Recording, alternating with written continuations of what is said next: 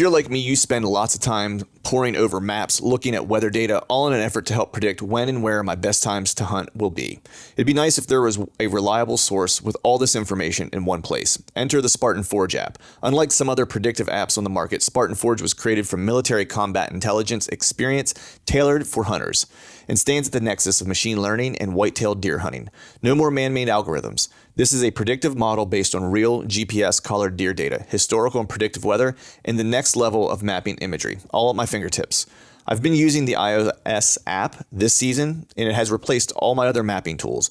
Visit SpartanForge.ai and sign up today, or head to your iOS or Android app store. Use the promo code TRUTH to save some money and download it today. Mobile hunters, if you're interested in upping your mobile game, then head to tetherednation.com and check out their saddle gear. There are a few things you can actually buy that will help you become a better deer hunter or give you the freedom to hunt any tree or any situation. This is the reason why I started saddle hunting in the first place and why I use Tethered's gear. I can honestly say that Tethered's saddle gear has changed how I hunt for the better. Big tree, little tree, from the ground, it doesn't matter. I'm untethered by my gear to hunt the best setup for the situation, instead of hunting for a tree that my gear can use. My current core setup consists of the Phantom saddle, tethered one sticks, and the Predator platform, along with an assortment of their accessories. So if you want to up your mobile game, head over to tetherednation.com.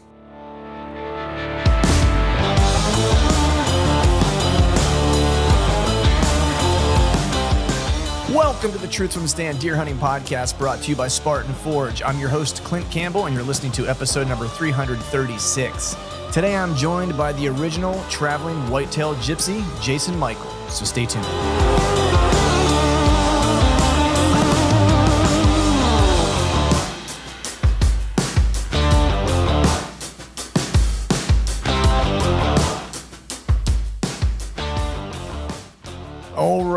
All right. What is up, everyone? Happy Wednesday to you. Hope you're doing well. Hope you are feeling fine. Hope everyone had a good Mother's Day. Happy Mother's Day to all the mothers out there listening. You know, all two of you. I guess better said, hope all you dudes out there took care of your moms this past weekend, because truthfully, they are the rock of the entire operation, if you will. If it weren't for my wife letting me hunt as much as I hunt, I would be in sorry shape. So I hope everyone out there had a good weekend. This past week for me was I spent most of the week in Boston for work, and then lost my phone, which that's always a good time. Left it in an Uber. Was there for some business meetings for like 3 days, and on the last morning, right before my last meetings, took an Uber to the place that we were having the meeting, and got out and left my phone on the seat because I had it under my leg as we were riding there. And so I was able to watch it, make its rounds throughout Boston on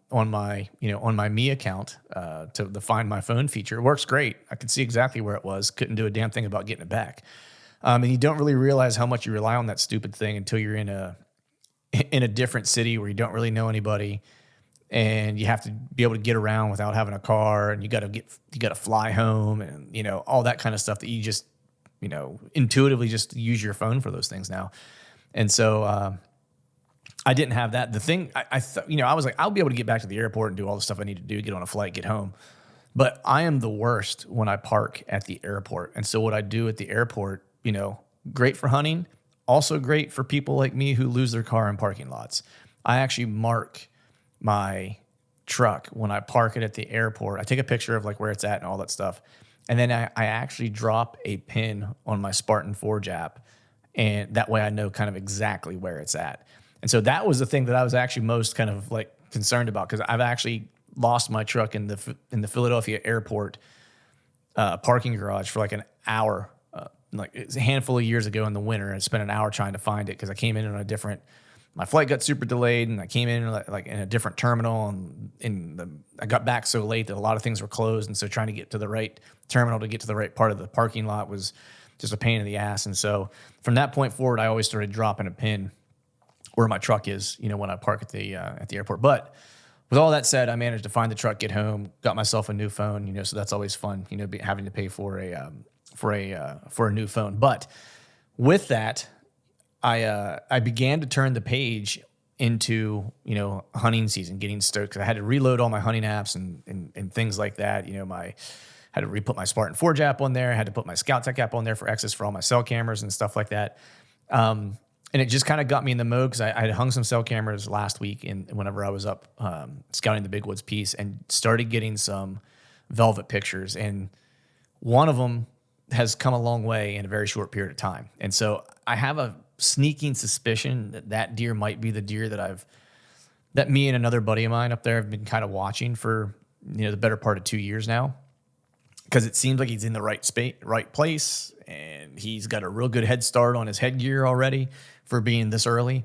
But we'll see. I've had plenty of deer in the past that have put on a bunch of headgear early and then kind of peter out toward the end. So we'll keep an eye on him and see what happens. But the nice thing is like I hung it on this scrape that I had found, probably 2 seasons ago.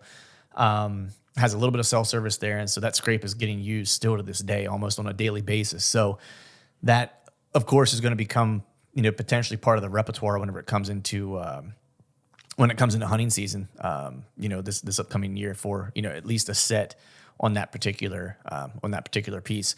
Beyond that, man, I'm kind of stoked because, this is the time of year where you start to kind of, really, turkey season is just about over. For me, it's definitely over. And so I start to kind of plan like my summer scouts and what I'm going to be doing in the summer, the next batch of trail cameras I need to get out and stuff like that. Cause I still have a handful that I need to put out locally as well as, in the Big Woods piece. And so I start spending a lot of time, especially this Big Woods piece, spending a lot of time on the Spartan 4 app, just kind of like outlining like what my routes are going to be and where I'm going to go to. And because I'm kind of transitioning from one area that I've spent a lot of time in and transitioning to an area where I haven't spent a lot of time, because I think that's where my better opportunities are. And I talked about that a little bit on the upfront last week. And so I'm having to do, a lot more e-scouting of that area right now to just try to make a game plan of how I want to tackle it when I get up there. Because again, it is a couple hour drive, so I don't get there, but 2, maybe 3 times at the max to do a walkabout, between, winter, spring and summer. And definitely behind the 8 ball this year, just a little bit delayed for a bunch of different reasons that I've talked about. So that's what I've been up to doing that. And then I start rounding out my gear because I hate being late, kind of getting my gear all kind of gathered. So I've got, that going on from a scouting perspective. I have some trail cameras that I have to get out of, the couple that I do have out, I have a couple cells that are working for me. So I've got the Exodus renders that are out that are kind of giving me intel now, but I have a handful of like just a regular SD card, the lift cameras to get out as well. And then changing my pack for this year, using the tethered fast pack. And just got that in. And so I have all like the different pouches and stuff like that. And so I'm going to be kind of playing with that, kind of getting it dialed in for the way I want to use it. And I mean, I saw that, whenever I was with Greg and all those guys at the Harrisburg show, and it's sweet, and it's even sweeter once I get to kind of put my gear in it and play with it and stuff like that. So I'm really stoked to I'm actually going to probably spend some time today kind of putting that together and getting that thing dialed in. But with that, we're going to go ahead and just jump into today's show. Before we do that, though, I want to pass some stuff along to you guys from our buddies over to Exodus. If you've been kind of eyeballing their stuff and wanting to kind of make the jump and pick something up, now is a great time to do it. They're celebrating their 8th year anniversary of basically just building bomb-proof cameras and killing it in the camera marketplace. So what they're doing is they're actually offering an exclusive opportunity for you guys who listen to this podcast. So starting on May 19th, you'll save 25% on the entire Exodus website. So everything that is on there, you will get a 25% discount on. With a deal that's basically this slamming, Exodus will only be offering these particular savings for the first 300 Exodus renders and 300 rivals. So if you want to get in a cell camera, right now is the absolute time to do it. The good news is if you miss out on these particular savings and this opportunity, you can lock in a 25% discount off the entire site until June 12th while supplies last. All you have to do is use the code TFTS at checkout, and that will unlock the savings for you. That's 25%. Use the code TFTS. In case you need to become more familiar with what Exodus has to offer, let me tell you just a little bit about some of the my favorite products that they offer. What I run a lot of are the Exodus renders. That's their flagship cell camera. It's powered by their 4G LTE technology. Lightning fast transmission times, making it one of the speediest in the industry. Plus, it's incredibly user-friendly and dependable, ensuring the products work flawlessly, when it matters most. You can save up to $125 when purchasing the Exodus Render Security Bundle using the code TFTS. That's actually what I have out in the woods working for me right now.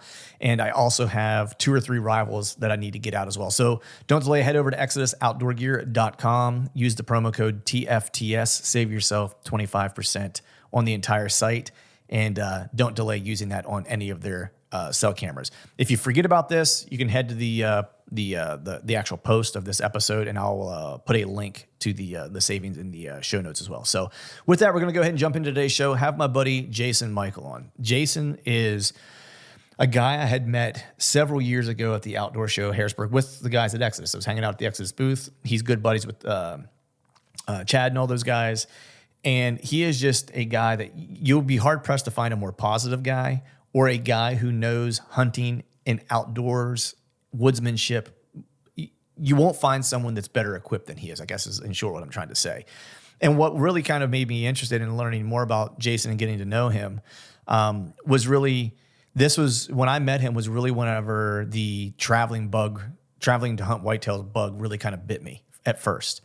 And Jason had been doing it a long time. We talk a little bit about it, where he got that kind of traveling bug, through really kind of hunting turkeys and doing multiple slams. I think he said something like 10 years in a row he did it, traveling to Mexico, all over the U.S., so on and so forth. And so he just kind of parlayed that into doing it for whitetails, because he started learning a bunch of different properties, and he would get access on some different pieces of private potentially, or knew different pieces of public really well, or whatever the case was.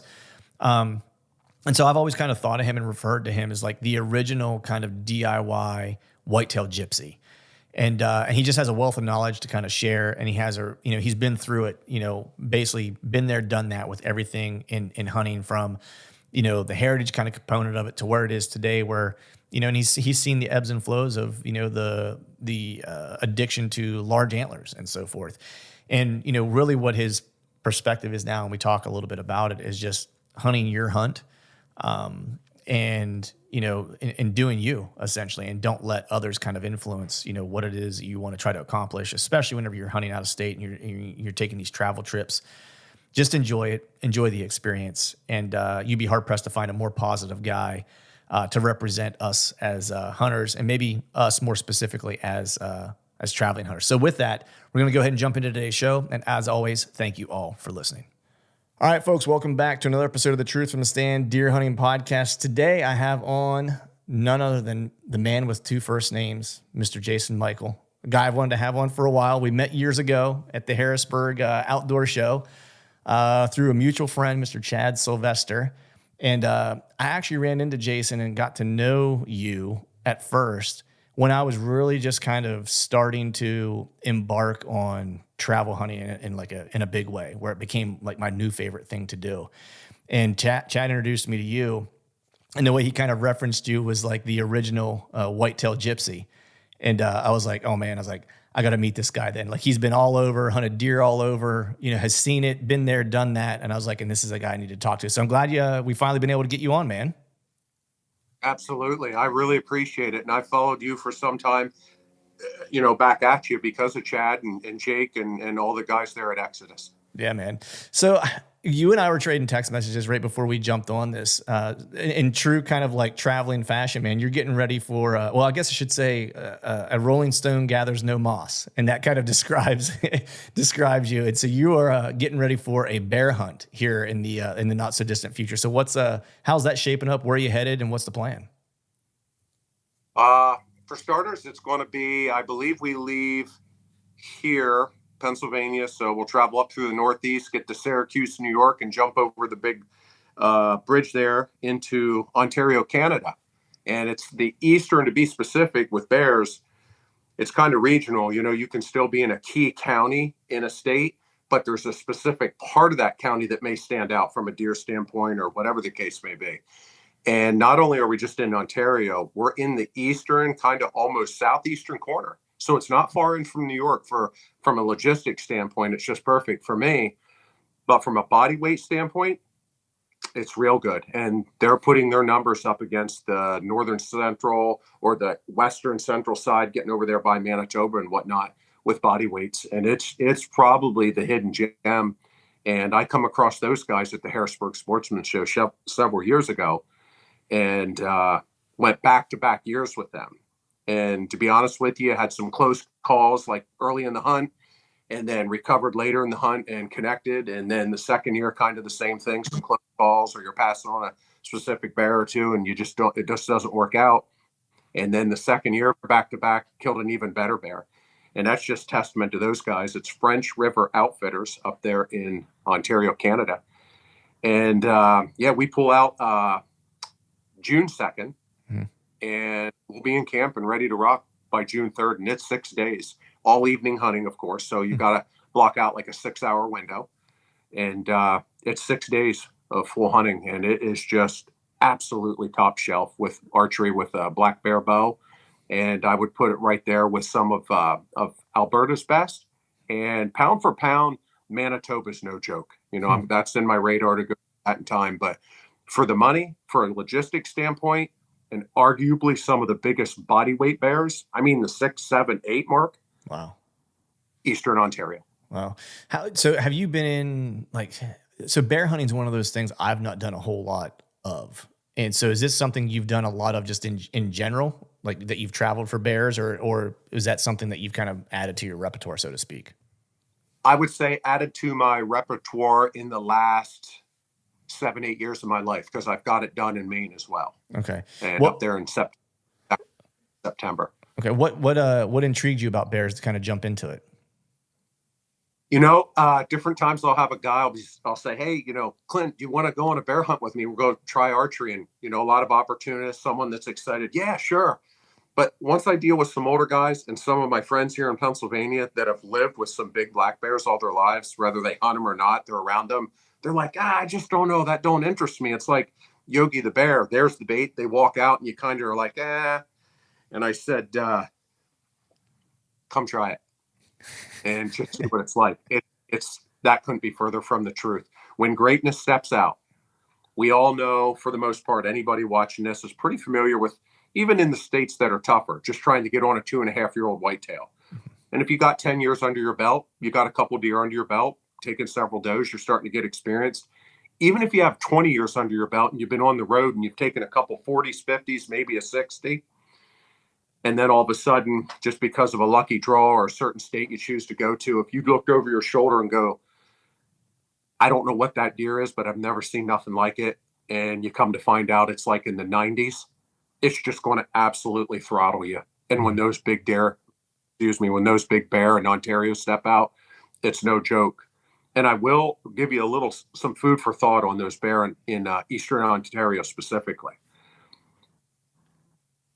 I'm going up and possibly going after one of 2 bear. So if I said, Clint, you're going to come with me this year to Kansas, and one of 2 bear are going to show up, or I'm sorry, one of 2 deer are going to show up. One's 170-inch 8-point, slick, clean 8-point. He's got to be close to it. And the other one's a 185, 6x5.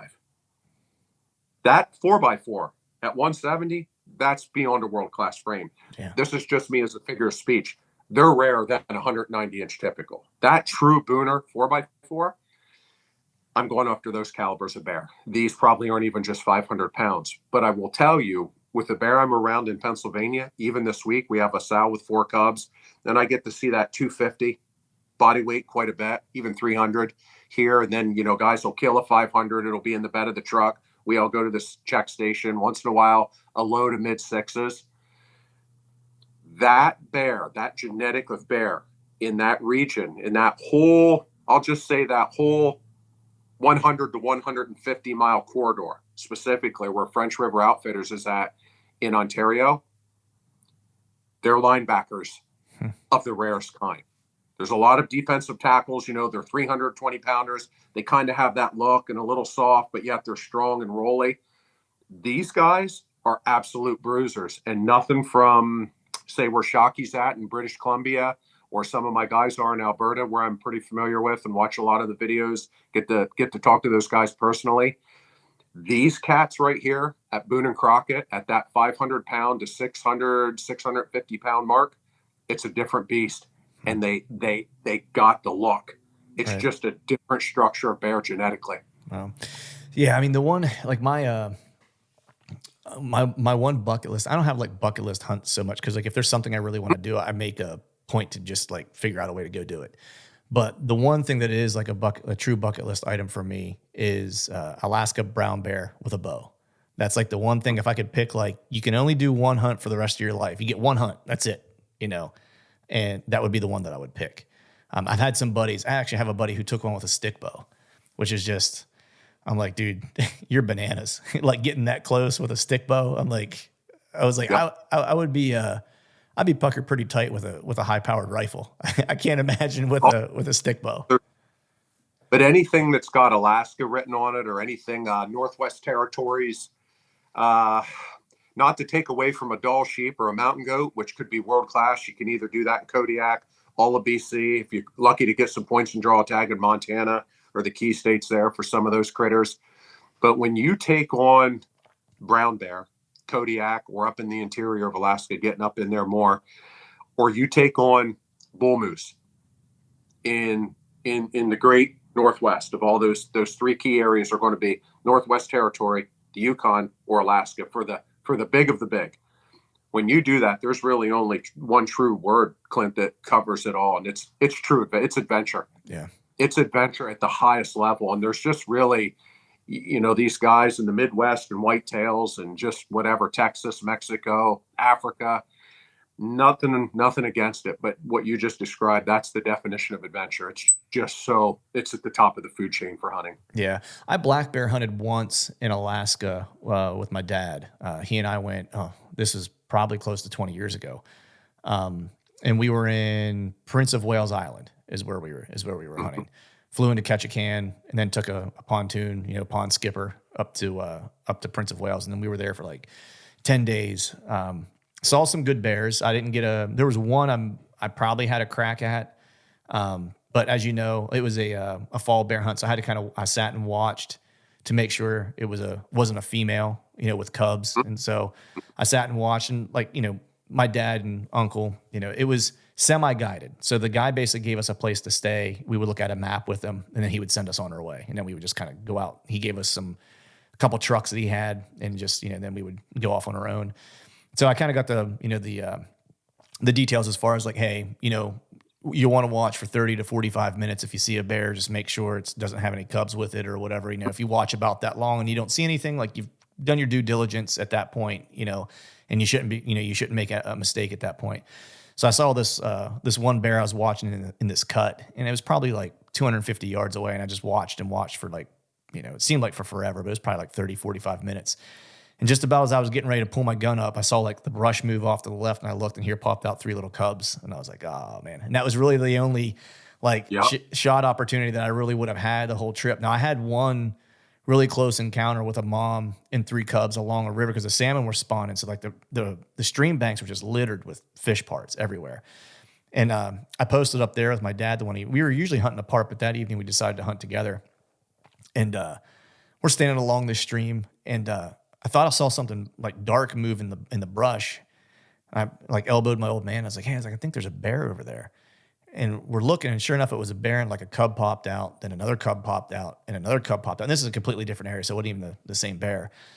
And I'm standing there, I'm just watching, and this was just like how quickly things can go from like, oh, this is interesting, to like, this is potentially really bad, where I wasn't even thinking about it, to where I was just enjoying watching the bears, because they were those cubs were, at that point when I saw them, they might have been only 30 yards from me, maybe, and I'm just kind of watching them along the stream bank, and they're working closer. And I didn't even think about there being mama bear behind them somewhere, just like totally slipped my mind. And then all of a sudden out she popped from the brush, and she was at like less than 10 yards on her back legs, growling, snapping her jaws.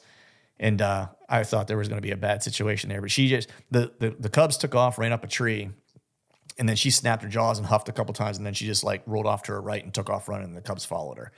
And I remember I just looked at my old man, and I was like, yeah, I'm good to go back to the truck now. I was like, we can go ahead and call it a day.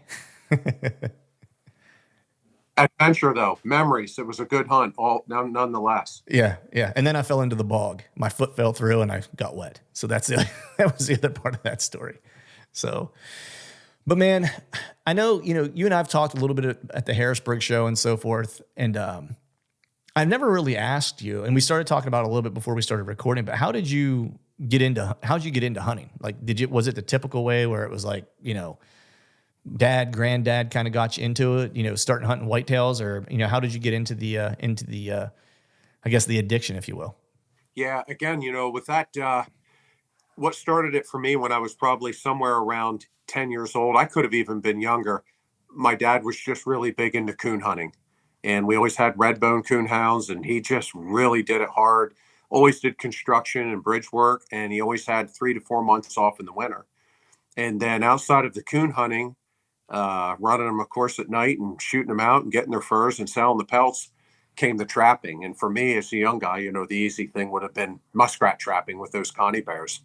And then I got into mink a little bit because they're along the same lines. And then bit by bit in my high school years, I caught maybe 2 fox. Never got into that too much, but I'm just going to tell you, coon hunting and trapping. Yeah. What, I guess, were you running dogs like while you were coon hunting, I presume, right? And I guess, like, what did you kind of learn from running dogs? Because, like, you and I were talking again right before we started, and I talked to Justin Hollinsworth about this, and he said one of the big things that he picked up from running dogs all those years was actually how they drifted tracks. And it really kind of gave him an appreciation early on for how important his access would be for whitetail hunting, just based on how those dogs would be able to drift a track in certain conditions. Yeah, I just have to say, I guess, appreciation of their dang nose. And we run them in our boxes in the back with their heads hanging out the holes. Like, even on our mountain lion hunts, we just ride the roads 1, 2, 3, 4 in the morning. You're looking for tracks, in your headlights or with a flashlight, but them dogs pick it up. And it's just like, people will say, how good does a bloodhound, or how good do these whitetails smell? I'll say, you just don't want to know. Like, I just leave it at that. It's so good to try so hard to do the best you can. I think my respect from coon hunting was just how these dogs caught it, even in dry situations when it wasn't moist or damp, to hold that track longer. And then just appreciation of the fur. And then my elements, getting out at daybreak, going out and checking the trap line was the other thing. And just getting on those furs with raccoons. And of course, Dad, he was good at fox trapping. And then mink, that became real interesting. So I'd say the nose of those dogs just really intrigued me. And, we'd be riding around. Of course, Pennsylvania could always spotlight. And as coon hunters, we'd see them, just deer in general. But then you started figuring out real quick, boy, November 10th meant something. Right. And it's something that just bit me bad. I don't know. I can't really put a finger on it, Clint, but I just started shooting arrows at everything. And there wasn't, as bad as this is to say, there wasn't a fox, a stray house cat, a songbird. There was nothing when I was a kid that wasn't safe, even 35 years ago. And it just bit me bad. I was all boy, raised in a creek, mud under my fingernails, even though I'm not from Mississippi. We lived it up here, and that's what we did. All right, folks, we're back. Sorry about that. We had some technical difficulty. We were trying to use some technology, and in true technology fashion, it failed us. So we went back old school to just having a telephone conversation. So, what I was kind of mentioning was, you had talked about, a little bit of moisture, right? And just kind of appreciating those dogs' noses. And that's kind of, what you kind of gathered from, working with coon dogs and stuff like that. And it's interesting when you think about, a lot of people think, hey, I'm going to go check my trail cameras whenever it rains, thinking that that'll kind of help wash things away, right? And it might be true maybe if you get like a big heavy downpour or a big rain or something like that. But if you have that kind of misting rain, that actually works in the deer's favor. And then it's not a surprise why you say, like, hey, if it's middle of October before things really kind of maybe kick off, if you get that misty, rainy kind of October day where the temperature dropped a little bit and you got a drizzle or a mist, like, those are great days to be out. Why? Because the deer smell just a little bit better. That little bit of moisture in here seems to kind of help and gets them. And I don't know if it's necessarily like, hey, I'm going to move because it's wet, or more so, I feel better about moving because I can smell just a little bit better. What do you think? I'm going to go with especially for him. We're talking at least, for most everybody's style of hunting, even a 3.5-year-old. That's a sharp critter. Yeah. And there's no doubt. But when they're 4 and 5, or God forbid 5 and 6, it's on. And he's going to take advantage of every ounce of his senses, especially his nose. It's might as well be 90% of what they live and die by. ears and eyes, fall in behind that, obviously. But there's no doubt if there's moisture there, you're in trouble. And it's funny, when you asked that question earlier, one thing came to my mind, and it was back when I was probably still coming off of being what you call a 50-50 bow hunter. Just got it figured out, but you got a pretty good sense of it. Yep. It was 45 minutes into daylight, maybe an hour. There was a light, steady rain, not a drizzle, a light rain, fog with 10 to 12 mile an hour wind. 3 scenarios worth of does come through that region in northwestern Missouri in September.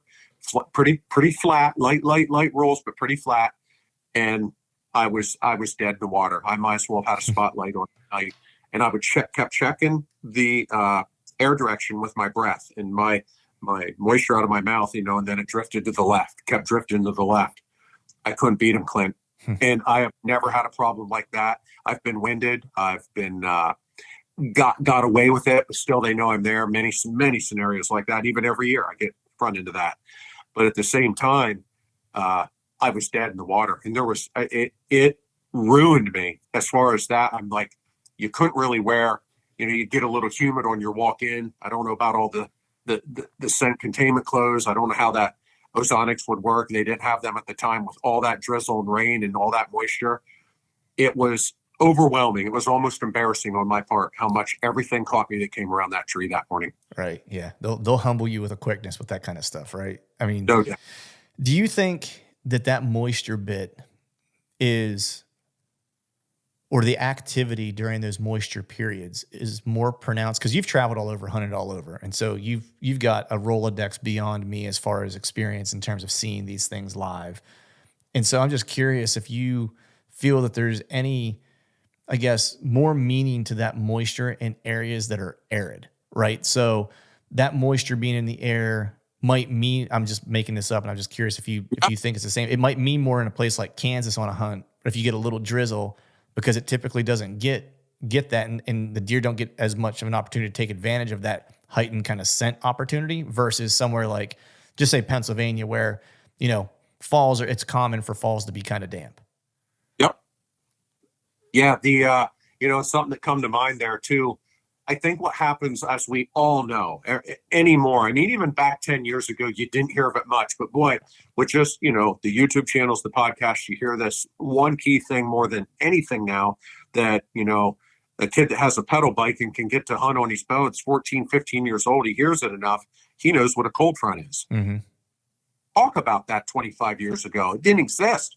We knew, hey, it's going to snow. The deer are going to feed, we just went out. Right. So, but having said that, to know that front comes through, even when I had my driver's license at 16 years old, and again, I'm 50 now, when that shower came through at 4:30, 5 o'clock in the evening, 4th week of July, and it rained hard like gangbusters for 10 minutes. Mm-hmm.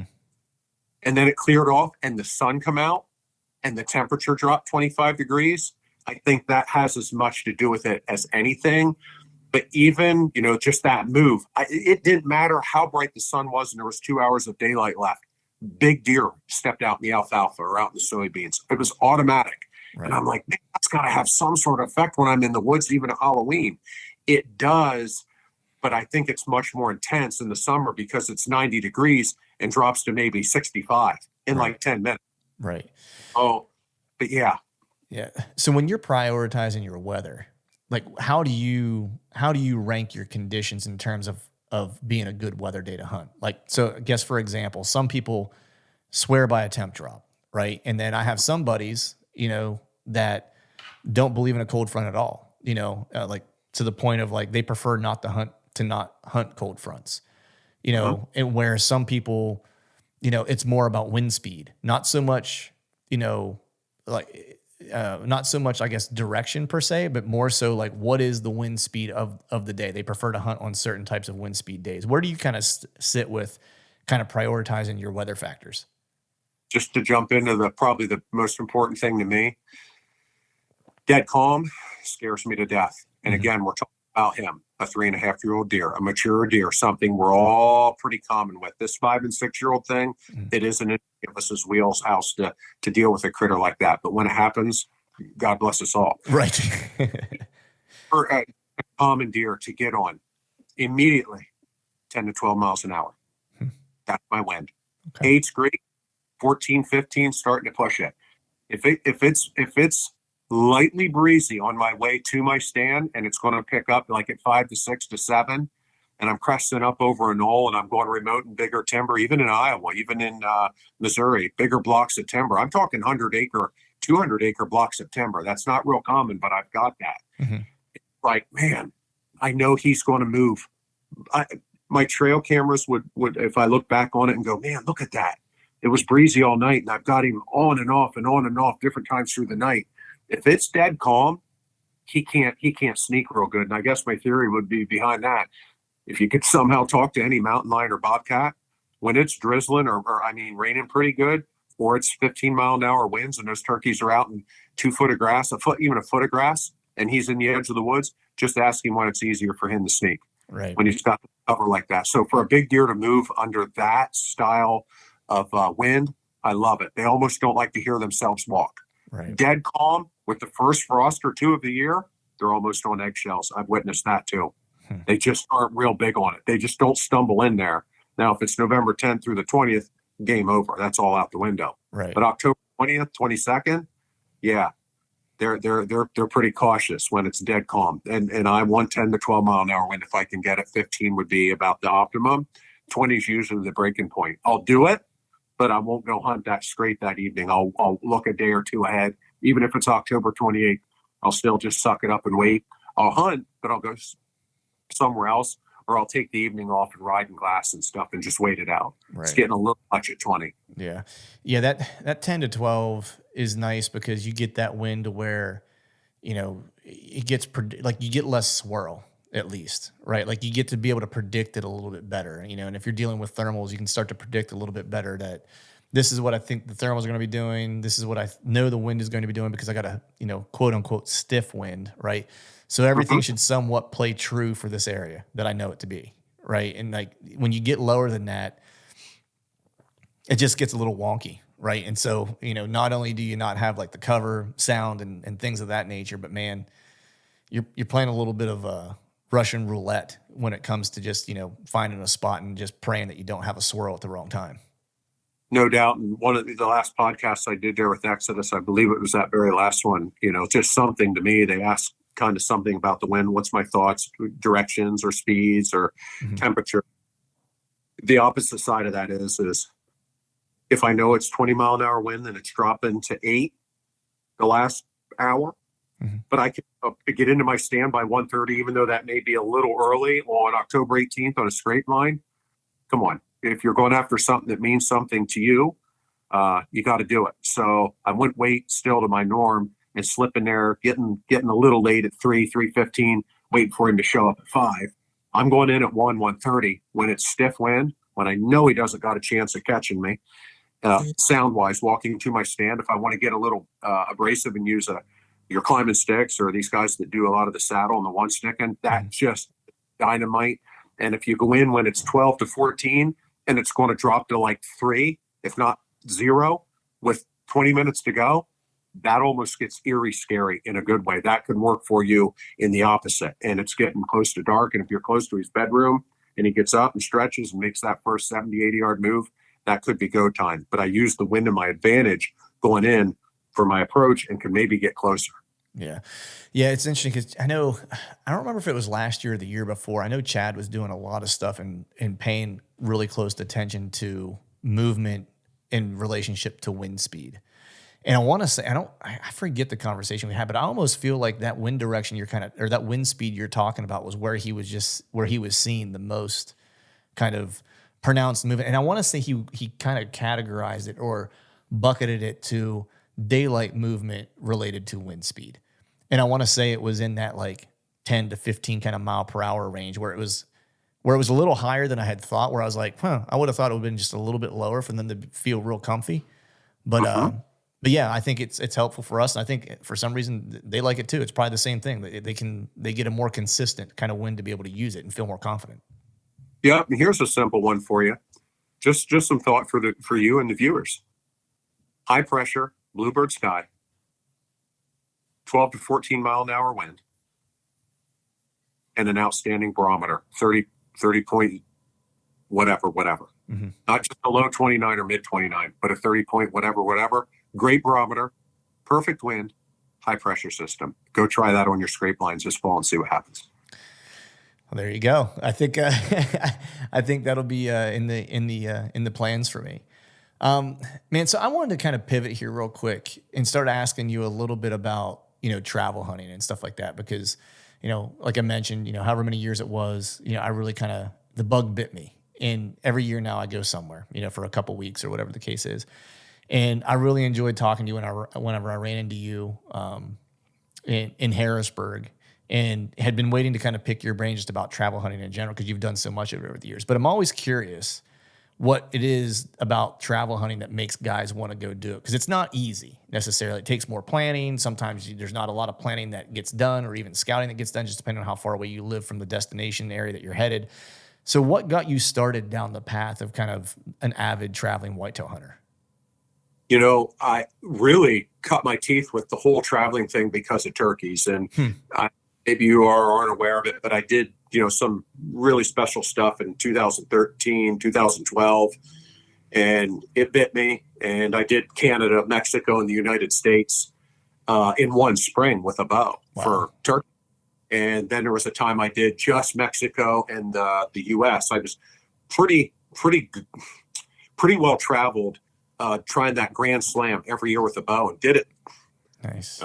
Sounds a little weird, but a little boastful, but I did it damn near 10 years in a row.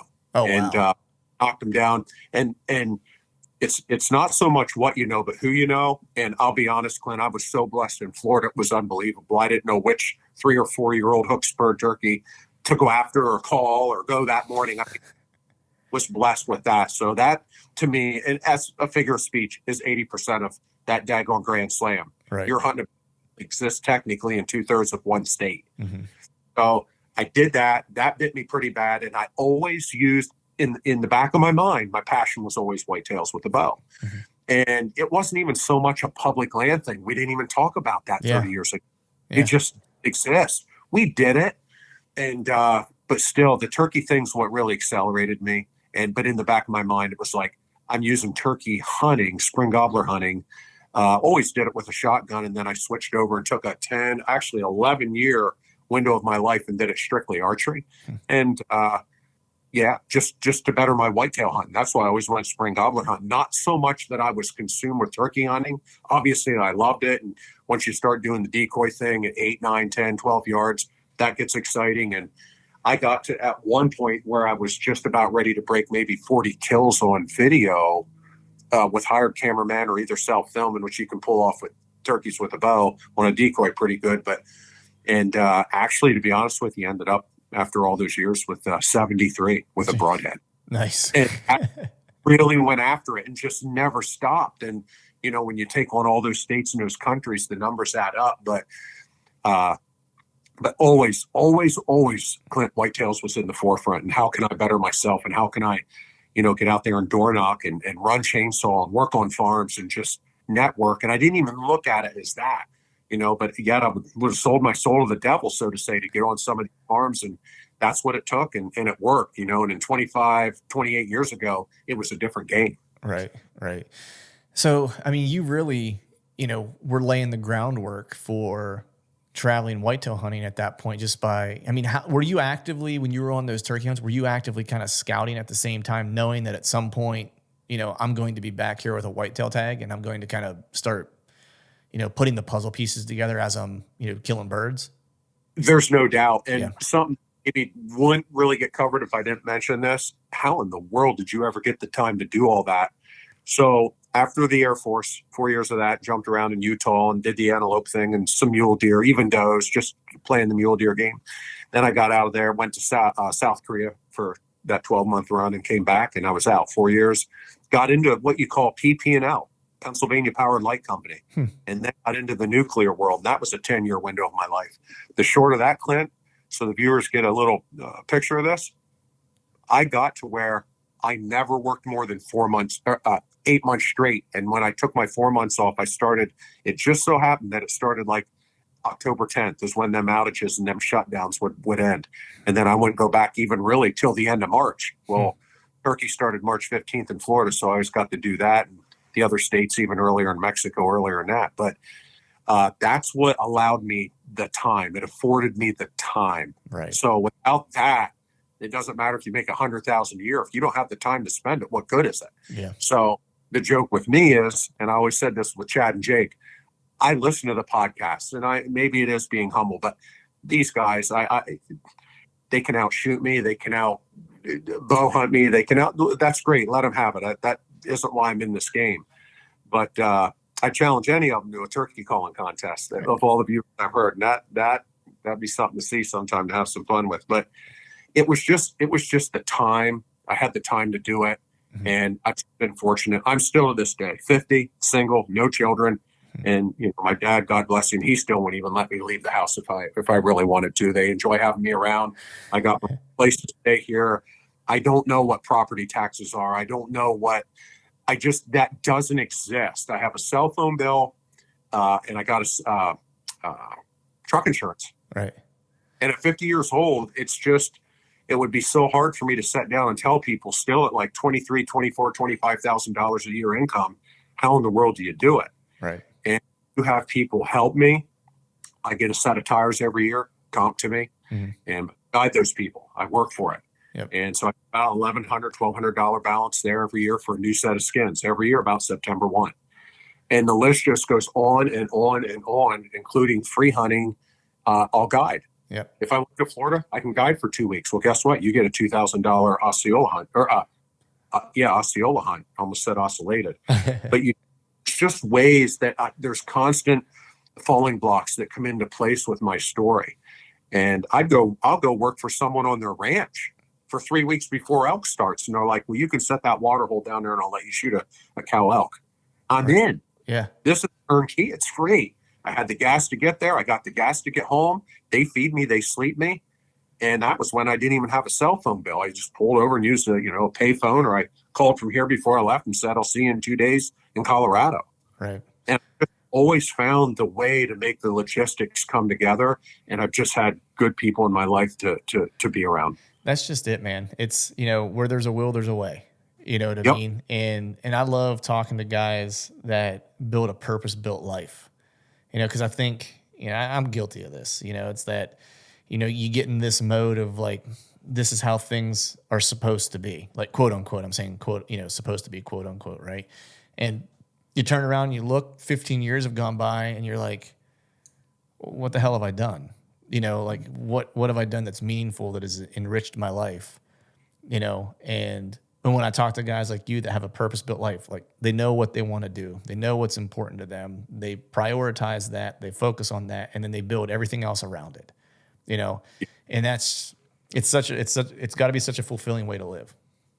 It is. And to me, again, I'll kind of give you a little twist on this. I'm 50 years old, and God bless Jake. He's the one I hear say it the most with Exodus. This Velvet Fest thing, by God, I'm getting me a piece of that this year. I'm going to send them some stuff I've never sent before, and I'm excited about it. At 50 years old, with what I've got in Southern Ohio, Southeastern Kansas, 2 or 3 locations in South Central Iowa, and for me, Central Iowa, what you call Des Moines, South Side. Yeah. Just can't wait to get after these deer and just get them on camera.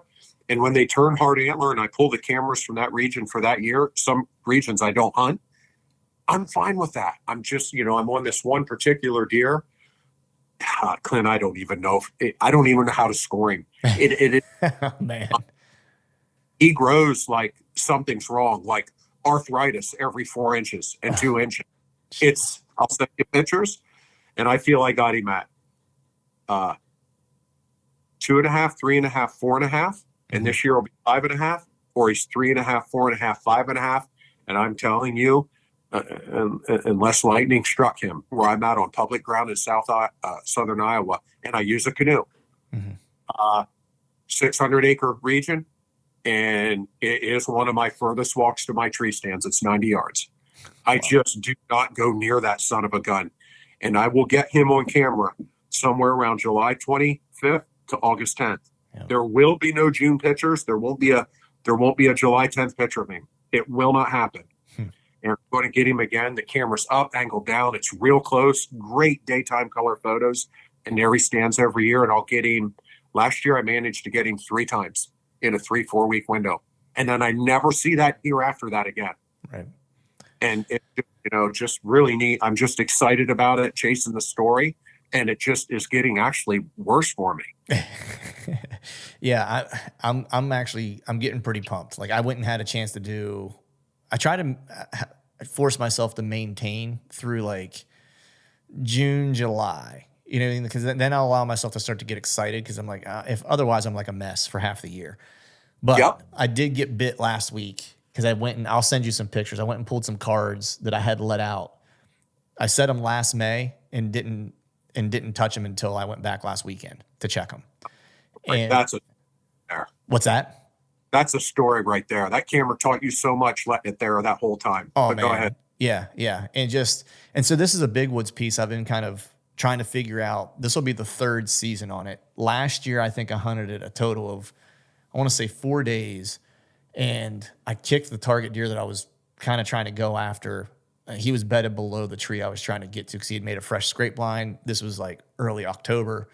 I had a beat on him. I made a play and blew it. But I had out of the couple hunts that I had up there, I saw a couple different bucks, which was interesting because it's such a big area. It's hard to hunt. Pennsylvania, as you know, has pretty decent deer numbers in general. But when you get into some of these big woods like Northeast PA and stuff like that, these areas are so vast that there might be a decent deer herd or deer just numbers in general, but that the way the habitat is, they kind of like live in these little pockets, and you could go 2-3 miles walking through the timber and not see a stitch of deer sign, deer scat, anything. It looked like a deer never lived there before. And then all of a sudden you hit like a strip of, like alder or something like that. And it's like, boom, rubs, scrapes pop up. And all of a sudden that's like where all the deer signs at.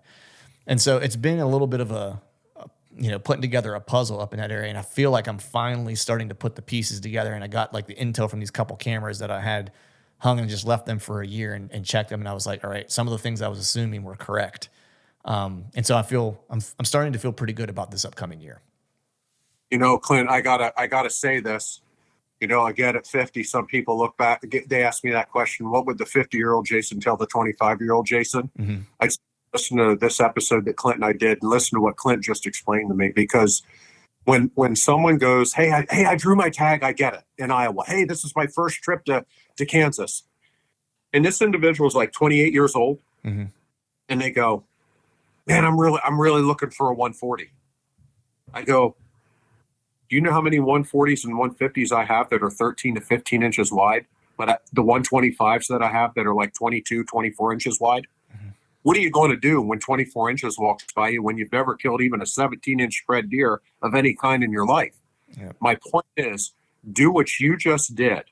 You do you. Mm-hmm. You hunt and get excited about the gains that you continue to keep having. And you just said it. You're probably more excited to get back to your region of that area of Pennsylvania than you've ever been. Oh, yeah. You're starting to conquer it. You're starting to figure it out. You're challenging yourself. Now you're going to be faced with more decisions. Okay, I know what happened last year. And the list goes on and on and on. You do you, Clint. And you even though you get on Instagram or even the Facebooks and the pictures start coming in and you're looking at 20, 30 pictures a night from the whole daggone country out of million guys that are getting 20 feet up and staring down, and you're looking at 20, 30 of them, the odds are pathetic. Yep. Nobody's killing nothing. That's a figure of speech. Yep. And you see a couple of Midwest giants, block it out, put it on the back burner, forget it all happened. Focus on what makes you happy in life in your personal bow hunting interests, and get your butt up there to where you talk about in Pennsylvania and just enjoy it. Yeah. Don't put a number on it. Don't go to these Midwestern destination states and go, nope, I'm not shooting one unless it's a 160. And I've ran hunts before that I've charged $250 for my Kansas hunt, maybe $500. You feed and sleep yourself. I work with you a little bit. I just get out and work a little bit where I got some private ground to get you on. If you're on public, I'll draw you a map. Go do your own thing. I don't even charge. You can't.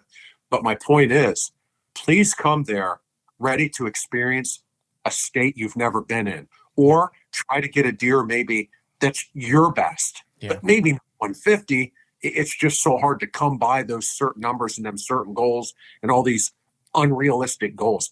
Just yourself and do what you're going to do right there. I love hearing you talk about that. Yeah, man. I mean, that's the important part. And that's, to me, is what I love about travel hunting. Like, I think whenever I first started really avidly, starting to travel hunt, it was, I thought in my mind that it was to kind of chase the caliber of deer I wanted to. And that's what I told myself. And that was really kind of what the original kind of switch that flipped, for me to kind of go to these other states and stuff like that. And now that I've been doing it a while, what I've realized is like, that's actually not the reason why I'm going to these other places. The reason why I'm going to these other places is because I want the unique experience that each of those places give me. Right. And so I've fallen in love with Kansas, like 100%. And it's not, yes, they have great deer. They have big deer, 100%. And I've had an opportunity to be within bow range of a couple that were, the reason why you go to Kansas. Yep. But that's not necessarily the deer that I would have killed if I would have seen one not of that caliber earlier. You know what I mean? Like, what I go to Kansas for is that I love the ability to get down on the ground and move and be eye to eye with these animals and be 5 yards from a buck and just watch him do buck things. That's the part that I love, because, someone who's, had the experiences I've had the past 2 seasons in Kansas should probably hate Kansas.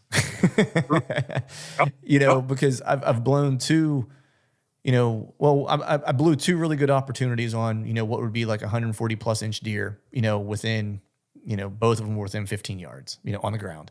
And I got caught drawing, and one, caught my thermal, caught the thermals and winded me. And then this past year I had, one that was the reason why you go to Kansas. It was everything you go to Kansas for, just a hammer.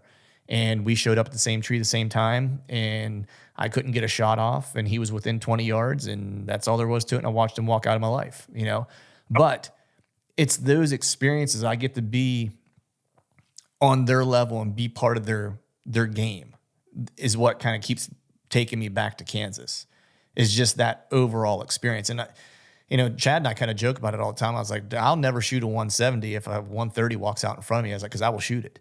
You know what I mean? I was like, because that's what will get me excited, especially being on the ground, eye level, beating them at their own game on their terms. There's just nothing, to me, there's nothing better than that. The only other thing that to me that would make the experience even that much more interesting is eventually it's like, I'd like to do it with a recurve, and do it on the ground with a recurve and that be like the next goal. But I mean, you're right, man. You just got to hunt your own hunt. And that now, after doing it for several years, is the thing that I realize is like, you might have thought you were chasing, a certain caliber of animal, but the reality is that you were chasing the experiences that you wanted. And that's all it comes down to. I'm telling you, with 100, let's just use a good solid public land number, 130-inch 8-point. Again, there's that 8-point frame, a little bit better than 10s and 12s. That 130-inch 8-point rolls up on you on a scrape that you kind of have plans for and intentions of. And he puts on the leaves are flying up, and he may talk to himself a little bit and takes a couple steps and comes your way, and you put an arrow at him, versus you're walking in your stand and you look out in some grass and just whatever, even a 140, and you aren't sure, boom, you shoot him and he goes out there in the grass and you're like, man, I think I got some blood. I think I hit him good. And you go up to him. It's still a moment. You got it may be the best deer of your life. It may not be, but regardless, my best experiences have been with what you call those average deer. Mm-hmm. And, I can recall, like I always say, I'm a bow hunter of averages. Mm-hmm. I'm not going to name names, and I don't even really know the names to say. I would say, yeah, it's that guy or that guy that I've heard names of or seen on other podcasts. When I see them getting introduced, and I thought of this yesterday when Noah and I was going to be on this podcast, when I see them getting introduced, like highlighted, and they're like, hey, stay tuned here. Next week, we're going to be highlighting so-and-so. It's a picture of that individual with the largest whitetail deer they've ever killed. Right. Now, we'll use a huge name as an example. I'm still seeing pictures of Bill Winke from 12 and 14 and 16 years ago with the 200-inch deer. Right. Where material.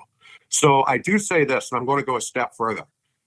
Take your biggest deer and don't talk about it. And take your smallest deer and don't talk about it. Now I'll really get some people, oh, I can't get rid of my 145, though. That's my biggest deer. I killed it in Minnesota last year. I got it. No. Where's the average? Mm-hmm. What how I would rate someone. Like for you to go, Jason, I've killed a 118. I've got a 118 average. I've bow killed 4 bucks the last 5 years in Pennsylvania in public, and my average is 118. I'm not only going to thank you and congratulate you over the phone or through a text, you're going to be the first person I find when I come to Harrisburg. That's how big of a deal that is. Yeah. And that's what gets overlooked. I'm about consistency because I got guys that got these 180, 8 point on the wall. Then they go to a 140 and then their average is still in the 20s, but they went on a destination hunt once in their life and they think they're king of the mountain because of just that one deer, that one season is what their whole 30-year career revolves around. But when you walk in their garage with them and look at all these 105-inch rifle kills in Pennsylvania all their life, it's like, and I'm not picking on anybody and those bigger names, but I'll see them introduced again in podcasts, and it's like, oh, there's so-and-so with that big deer picture again, or oh, there's that guy. He uses one deer to promote him. But where's their averages? Because I hear of these guys that kill $5 a year, and I've done that. And it's not just 130 average. It's not even just a 140 average. Not one deer was under 140, and I've never really talked about it. And it was 5 of them. Right. And we're over 150 than under 140. It doesn't matter. It's just I hear about these guys. Yep, got another poper. We gross 127, and that's 114. Mm-hmm. But they don't care. They're after this thing like Chuck Adams got caught up in it years ago, and that's what pioneered him. I get it, but just I got to go kill, and I got to show it off. And God forbid today, these damn things are on Instagram and the body temperature of the deer isn't even cooled down yet. Yeah. And they've lost the moment, they've lost the experience. And that leads into something else I always told the boys doing the podcast. Find that close network group of friends, text them, hey, how you doing? Hey, when you know you're not doing good, say, man, it sucks for me. I hope you're having some luck. Give me a good story. And they're like, man, I'm even worse than you are. I haven't even got out. And so that's the reality of it. Just find that close network group of people and keep it real. Just please keep it real. That's just it, man. Like, and Chad and I joke about it because, we always say, there's like 2 of your best buddies are really the only people who care and will even remember what you killed. You know what I mean? Like, take Chad for example, right? We went to Kansas together, 2 years ago, and he killed that 170 and some change, right? Awesome deer, killer deer. There's probably me and the guys he works with for the most part are probably the only ones that really remember that he killed that deer. He said it once, and man, did I ever take off with it for years after that. And I really instilled it in Chad even more because he gave me the idea for it. Nobody cares. No. You're quick to be in a thumb swipe away. Mm-hmm. Nobody cares. That's just it, man. And it's so important to have good people around you. Like, I feel like I have got a pretty good circle of hunting buddies and we do exactly what you just said during the season. Whether it's, a lot of times Chad and I might be traveling together and hunting and stuff like that. And the reason why, and we've said this on 100 different podcasts, but the reason why we like to is because, we both are there for an experience. We both like hard hunts. When the harder it gets, the more we like it, the more challenging it is, the more we like it. We don't get too down in the dumps when things aren't going our way. We don't get too high when things are going really well, but we enjoy them. And whenever I'm having a bad day, he's there to make sure that my day's a little bit better. When he's having a bad day, I'm there to make sure his day gets a little bit better. And that's how we work, and it's the same way in text message. It's like, I'll be like saying exactly what you just said. Be like, man, I got my butt kicked today. Like I saw the deer I wanted to kill. He came within 40 yards and he turned around and walked away. And Chad would be like, I'm sitting at a red light. This literally I think might have happened where he got rear-ended in his truck. Like, you know what I mean? Like I totaled my truck today, So you got to have those buddies, man, that you can all kind of commiserate in the misery together and you can all celebrate the wins together. There's no doubt. And just one little example on my end. I'm 50. Now's when I don't care so much. Right. That knocked off from when you were 20 and 30. Now there was an Instagram then, but at the same time, I killed some damn big deer 3 and 4 years ago. Not even just 160. I killed some big deer 3 weeks apart. And I'll put it to you honestly, I just didn't have the balls to put them on Instagram. I didn't do it. Those guys did a podcast on me at the Iowa Deer Classic. And Chad looked straight across to Jake. He goes, did you see that deer he killed this year? He goes, no. I don't know nothing about it. Flipped his phone and showed it to him. Now this deer's over 170 and has 11 and 2/8 kicker out the back. And I still have him skull mounted. He's in that Whitetail Cribs episode. Like, so this year, and just great, some great young boys out there that are following, and young men. I got a guy up in Wisconsin, just a super kid. I can't think of his name now. Forgive me, but just following and being nice and reaching out. And you're like, hey, but Jason, do you think? And so this year I posted a kill from Iowa, and I waited till like January 20th. Mm-hmm. And I just wanted to let the storm settle down. I've never done this before, but here he is. Right. And because of hearing even the boys talk about this, I heard about it years ago when it was in Texas. That girl bought deerage.com and moved to Montana. Yep. I had my reservations on this deer. And I have him because I had to pump him twice, and he's finishing off, and I have this video on my phone, and down there's the canoe. Again, the same place, the deer with 11 and 2/8, 3 years ago, same tree, no name, no trail camera picture. I just sat there twiddling my thumbs, and here he comes. What does someone want me to tell? I didn't earn it. I don't have history with him. He didn't have a name. I'm sorry. I'm an opportunist. It's public ground, and I got blessed beyond blessed. And but I pumped this deer this year a second time. I spined him. He was walking straight at me because of snort wheezing, November 15th this past year. And then he laid over on his side, and I pumped him again. And then I videoed that, and he's finishing off there. But yeah, I posted that deer and just shared that. And I've never done that before. And you'd think, boy, 10 years ago, you'd really been showing off more. You're younger. I thought I'd reach out and try it this year, and I had some good responses. Fantastic people. Yeah. And I'll probably do that more in the future. Right. I mean, I'm curious, man, because, I know you go all over, man. I would venture to guess. Let me ask you this. How many states have you hunted whitetails in at this point? Well, as of last year, and I'm going to continue to do it, and I'm going to give you one reason why. The people are so damn nice to be around. I can't even explain it. The nicest people I've met on the road and in restaurants, you're going to go, wait, what? When I take you bow hunting with me during the peak of rut, October 10th, around Gainesville, Florida, you're not going to believe it, Clint. Are you serious? I've got kickers. I've got stickers. They are sharp. They'll jump a string like only a Texas or an Alabama deer will do. They're jumpy, and they're tough to hunt. And this year, I'm like sitting here fist pumping now. Nobody can see me. I get boat, electric motor. Then I got to lift the electric motor up and then start using the push paddle. Then I don't know if my knee-high boots will cover it. I'll just stay in the back of the boat, if you can envision this, to keep the front end really high to get in there. Then I'll have like a 10, 15-foot pull rope.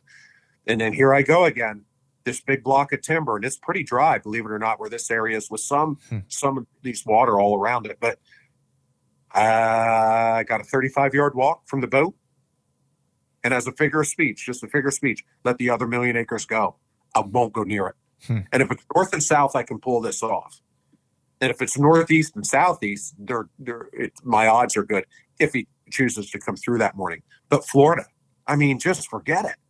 And, Wisconsin, dead, 160, just some really cool deer up there years ago. And I got a really good deer, not as big, on video working the scrape. That's really good. I had a hired gun with 3 camera angles. He works on them Apache helicopters in the Army full time. Yeah. And but yeah, just Nebraska, Kansas, Texas is in the works this year. Ohio has been good. Kentucky. Lots of folks are finding success in Kentucky recently. It's one of those places where it's not going to be sleepy much longer, I think. Yeah, there's no doubt. And Indiana was a good run for me. Of course, I heard that too from someone that's like, shouldn't even say it on the podcast, but that's the one place that someone had mentioned to me that if you want to go find really good deer hunting and really good caliber of deer that nobody's really talking about yet, that'll be on everybody's radar in the next 5 years, they said go to Indiana. Yeah, and I say this again, just as a cliche, a figure of speech, but it sucks that kid, killed that new world record. If it was compound, it'd be number one, but he got the crossbow. Right. God bless him. That's great. But, I ain't even going to mention a county that's even around him that's even better, that I just got history. But that southeast region where it was killed, everybody can look it up. Just in from Cincinnati, Ohio, geez, 30 minutes and it's over. And it's like, those guys are all after 160 to 180 inch typicals down there and a couple big non-typicals every year. And God bless them. That may be the new thing. And then 5 years from now, they'll take the heat off some other areas. But you're right. That's the thing. It's like I hear people complain about, such and such, there's too many people coming to Kansas now or coming to Nebraska or Ohio or wherever. And I'm like, it all rotates. So once people, pick up on the next hot state, whatever state that might be, just say Indiana, for example, it's like, it should alleviate some of the pressure that you are feeling in some of the other states. You know what I mean? Like I feel like it's cyclical. It's just like it rotates what the pressured spot is. And you just have to be game to rotate with it and find where the people aren't. Yeah, there's no doubt. And again, I have to say this in a joking way. You and me, let's just hunt PA. Let the boys in southern Ohio hunt their areas. Let the guys in the Daniel Boone National Forest in Kentucky, you stay there and hunt your spots. Just enjoy the game for what it is and go hunt the heck out of these darn things, because there's just so much fun to be had and some opportunities to experience. And you're going to learn, like what you're doing, even up where you are in PA, when you make that trek up there, there's just so much to be had yet. You ain't even close to figuring it all out yet. And that's a compliment. That's the beauty of it all. So many more good things to come for you personally, Clint. And that's, again, that message I want to portray to a lot of viewers. Okay, so they've got 110 inch deer under their belt. They're from North Carolina or New Jersey, and they've managed to kill 2 doe also, all in the last 3 years with their bow. But they've got a couple 125s on camera this year. Let's be real. That's a big deal. And a lot of these hunters aren't 50 and 60 years old listening to this podcast. Right. I hope they're these kids that are just getting into this more and more. Dude, get out there and whack that 125. You're king of the mountain. Yeah. That's another 90 for Drury. Like, you get 125, especially if you've never killed one.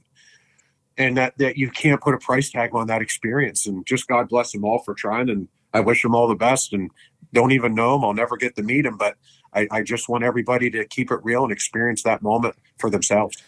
So, I think, and I 100% agree with you, but like, let's say like a guy is going to go out, like he's going to do his out of state thing for like the first time this year. Right. And depending on where it's at, they're going to do a destination hunt, right? Oh. Wherever they're going. Maybe they live in New York and they're going to go to Ohio, or maybe they live in PA and they drew that coveted Iowa tag, or maybe they got, their Kansas tag, or wherever they're going.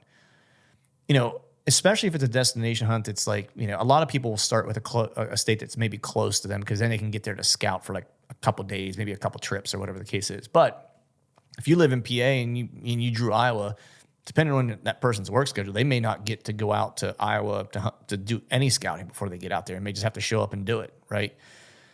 So whenever you're kind of on a hunt where someone has that limited time to go scout, and maybe it's none at all, like, how would you approach a hunt like that? Like, or what advice would you give that person?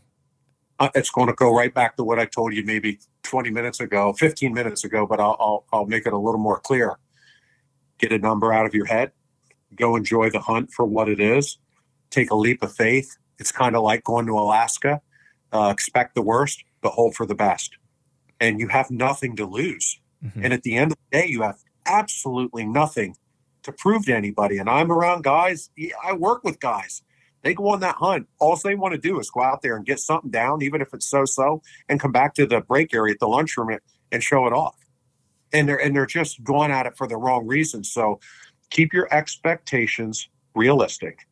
Take a deep breath. Every day you leave the truck and go into the woods for every hunt, get in your tree stand, be thankful for what you're doing, but dig in. We're all, even if you got 2 or 3 ounces of whitetail and all these guys, they're going to figure it out to where I need to be here for a morning hunt, or here for an evening hunt, or here's a scrape line. And boy, up on that ridge there, about 80 to 100 yards away is the thicket.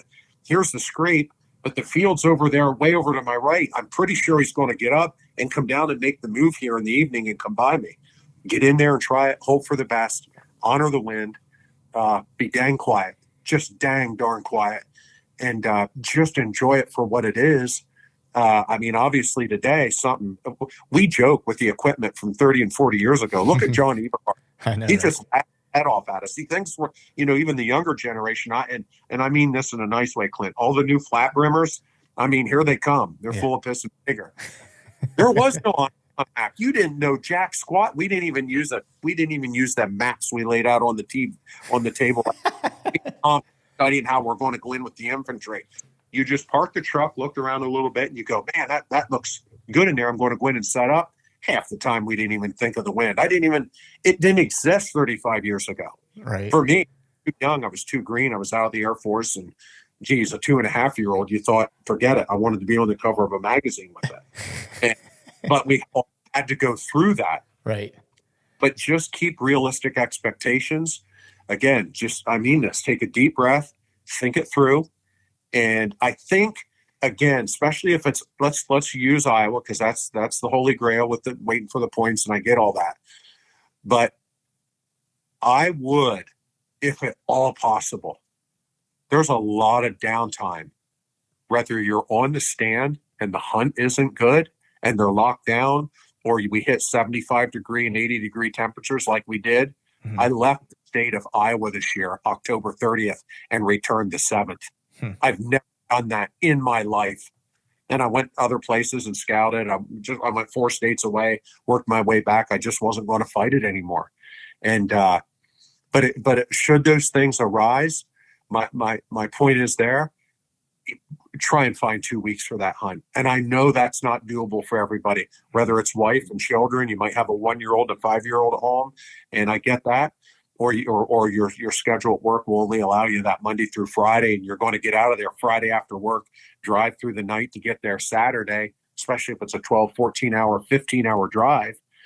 And you just got to make the most of your time. But if you have time on your hands, more in your favor, and you can try and squeak 8 to 10 days out of that, because for every 5 days, you're going to have maybe one good day of hunting. Out of a 10 to 12-day hunt, you're looking for 2 to 3 days of good hunting. Mm-hmm. I mean, good. And you may not get it. And God bless you if you get 5 good days out of the 10. That's fantastic. And then you're waiting for a 5-minute window out of that 5-day hunt. And you have to mentally be prepared for it. And then you might go, man, that isn't really what I came to the state for. I got 2 days left. It's going to be 35 to 40 mile an hour wind gusts starting tomorrow night. My last day's shot. Shoot the dang thing, tag it, enjoy life, and head home and get ready to regroup and do it again someday. Just enjoy it. Just enjoy it of it. Yeah, my plan is for my next. So I should be headed to Iowa, not this fall, but the fall after. I should be able to draw again, and I hunt that southeast corner is typically where I go. I've hunted there before. I've got some buddies there. I have some friends there. You know, one in particular that'll check cameras for me and do stuff like that, so I get some intel. But my plan is for that trip. I work from home. I work remotely, so as long as I have a laptop and whatever, I can do my job from anywhere. And my plan is take the little travel trailer that I built, and I'm going to head out there at the beginning of October. I'm going to set up shop. I'm going to work the days that the weather sucks, and I'm going to hunt the days that the weather's good and take vacation days. And I'm basically just going to live out there from October until I fill my tag, and just live and work and hunt like I live there. Yeah, just like your backyard in Pennsylvania, and you're going to go out for a 2.5-hour set that evening. Just go do it. Yep, that's exactly what I'm going to do. Because I was like, I have the opportunity to. I should take advantage of it and just make it happen. And just be able to experience Iowa for an entire fall, essentially.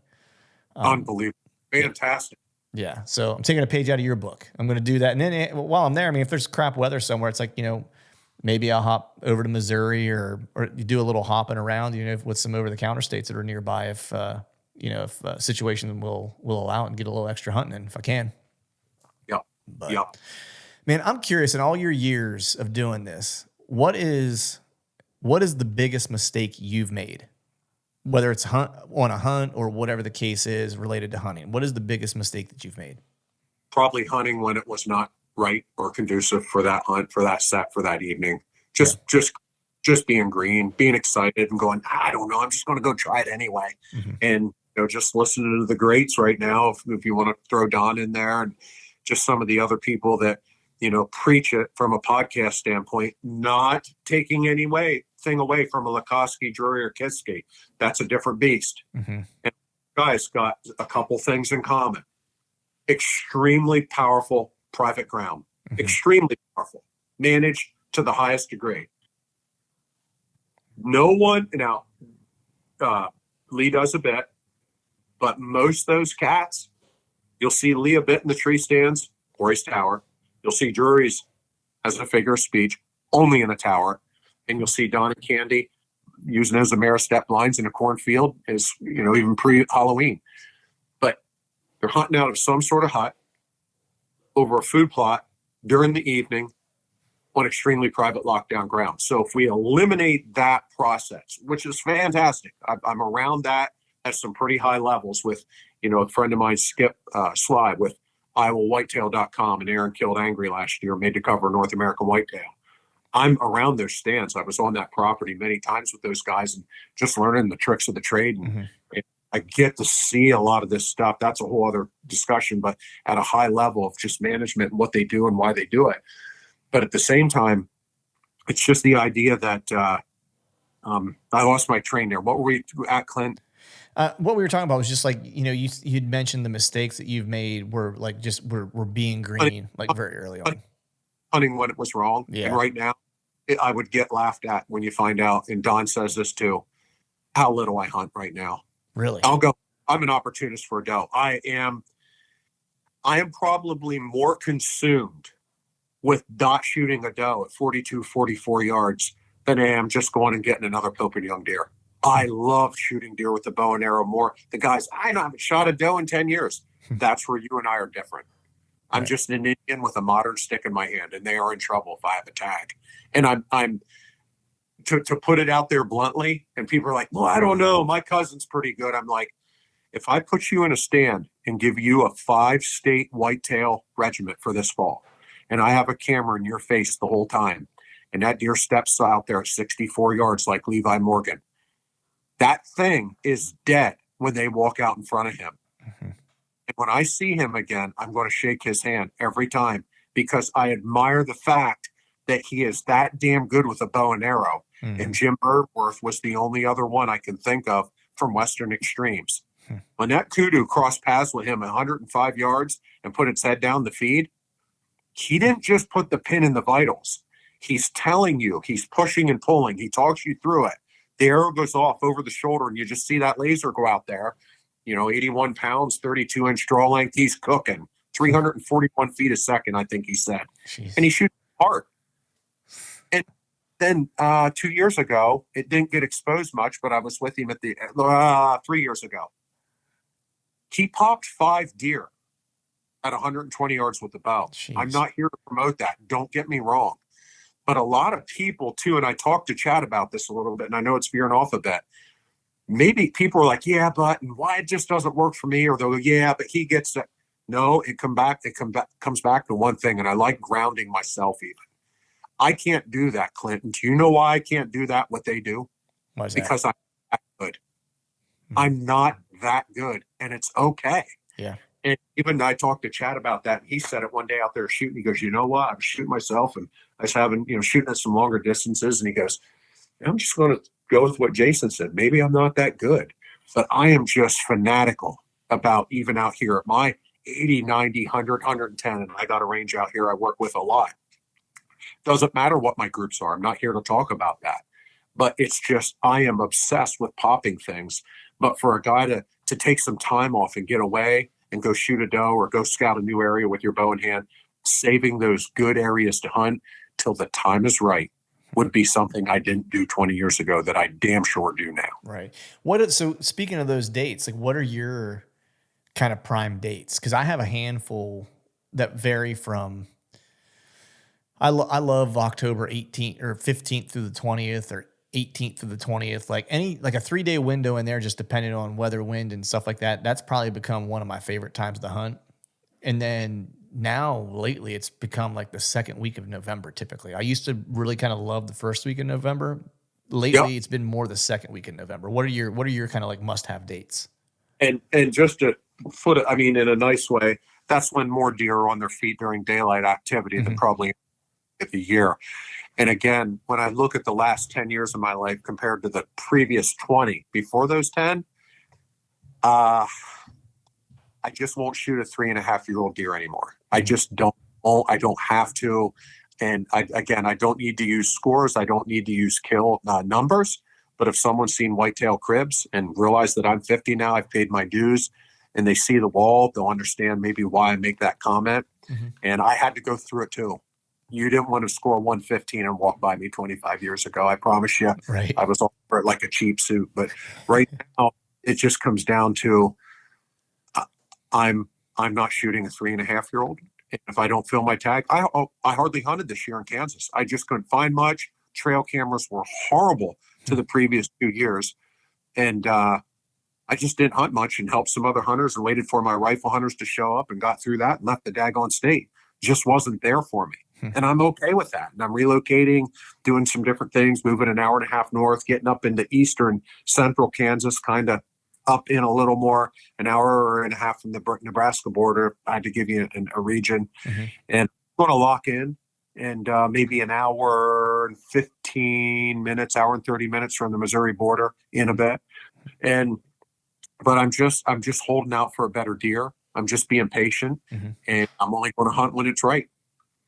Nice. And is it like, when do you kind of kick off out there? Like, do you do any like early season hunting out there? Cause like, I know, for example, I've talked to Tony Peterson about this, where he not try to convince me, but he was like, hey, you might want to look at like the October timeframe. He's like, with the glassing and stuff like that, man. He was like, October, early season in Kansas can be really good. He was like, you find a good buck that wants to bed down, you watch him for 2 days, like, you can pretty much set your clock to it. He's going to do the same thing the third day. You can slip in and a little ambush setup. But so I'm curious, like how much are you spending like early season out in some of those states? Real quick, and I did get off your dates, but I want to touch on that. But that I thought of him about 20 minutes ago, and I was going to bring him up, and I'm glad you did.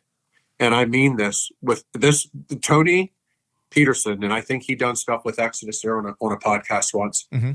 That guy right there told the whole story of what I'm trying to tell any of these listeners. Enjoy it. Go for the experience. Don't put a number on it. Enjoy the hunt. Shoot what makes you happy or what you can at least get your hands on for that year and regroup and try it again.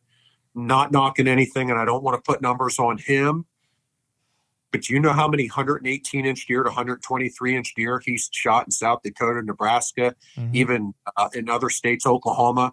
Destination, do it yourself, live in a tent, camp, maybe get a cheap motel once in a while to clean up a bit.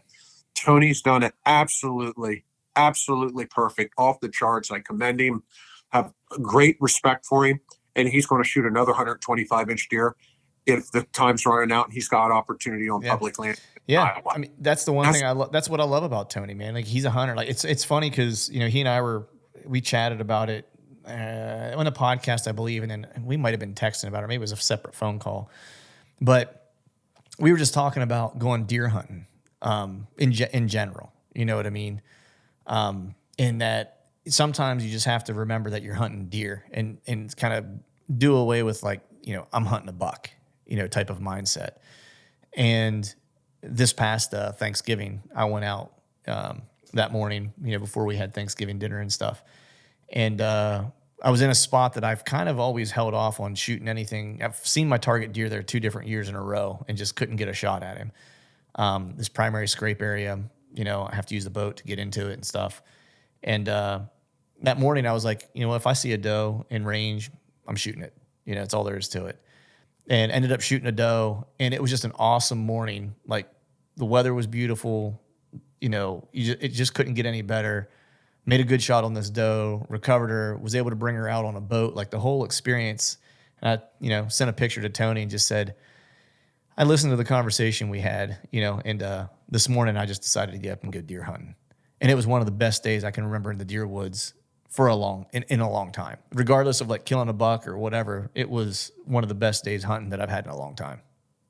And all I can say is I wish I was there when you brought it. You put it in the boat and paddled out, or canoe or whatever. Yep. That's the cool.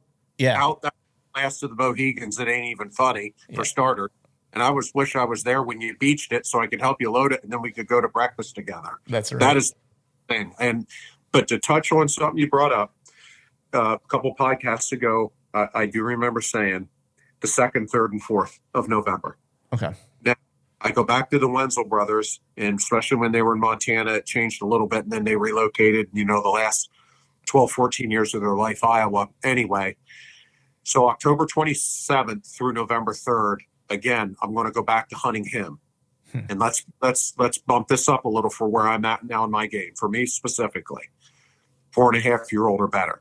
Mm-hmm. And again, that deer in Iowa this year was 6.5 years old from deerage.com. I just got the results. This is Saturday. I got the results Monday. Wow. And I paid $33 or whatever and waited 6 months or whatever to think whatever. But those are some strong dates. There's no doubt the 20th through the 30th.